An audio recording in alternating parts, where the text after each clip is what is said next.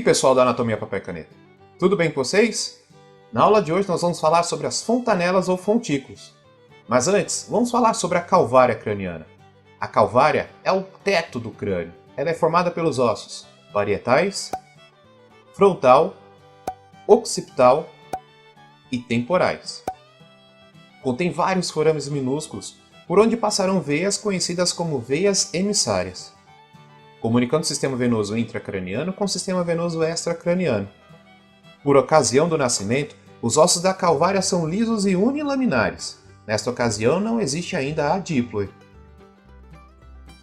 No crânio do recém-nascido, existe uma grande quantidade de tecido fibroso, formando assim as fontanelas ou fontículos. São vulgarmente chamadas de moleiras pelos leigos. São elas que facilitarão a passagem pela pelve no momento do nascimento.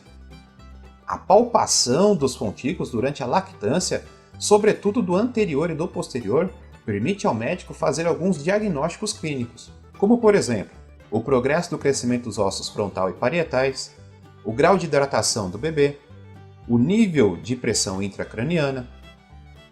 Entre esses espaços existirão as suturas, que são as articulações que promovem a união dos ossos da calvária.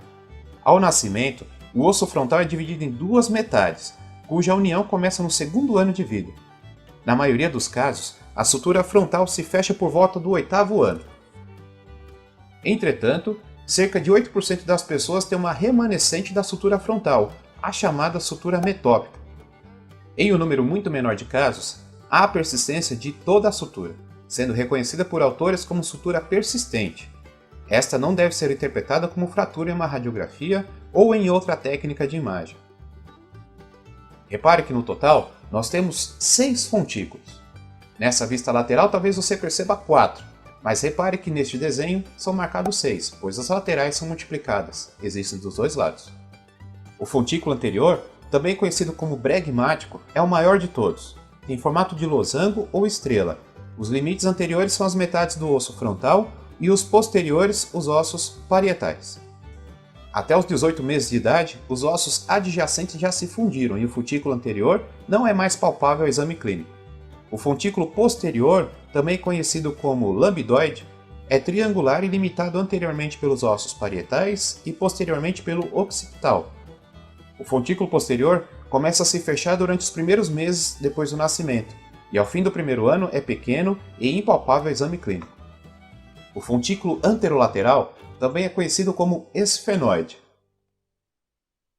O fontículo posterolateral também é conhecido como mastoide. Os fontículos antero- e posterolaterais são cobertos pelo músculo temporal, fundem-se durante o primeiro ano de vida e são menos importantes clinicamente do que os outros fontículos. Pois bem, chegará um momento de vida que esses fontículos terão que se fechar, e ao se fecharem, trocarão o nome. Repare que antes eles estavam em abertos, por isso eles eram fontículos. Ao se fechar, eles trocarão o nome. Agora, repare bem nas suturas. Coronal, sagital, escamosa e lambidoide. O que antes era conhecido como fontículo anterior, agora, ao se encontrarem as suturas frontal e sagital, passará a ser chamado de bregma. O que antes era conhecido como fontículo anterolateral, agora, ao se encontrarem as suturas coronal e escamosa, passará a ser chamado de pitério.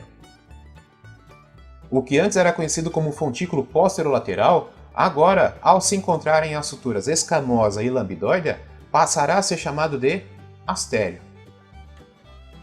O que antes era conhecido como fontículo posterior, agora, ao se encontrarem as suturas sagital e lambidoide, passará a ser chamado de lambda. Repare que talvez seja melhor você colocar sigla para lembrar do nome deles no sentido antero para posterior. BPAR. Bregma, pitério, astério e lambda. Lembre-se que eles estão entre as suturas, e é justamente isso que você deve gravar.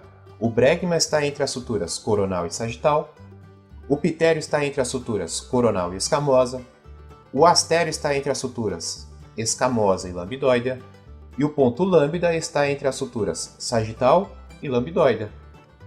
Bom, Se você gostou dessa aula, compartilhe com seus amigos, deixe seu like e inscreva-se no canal.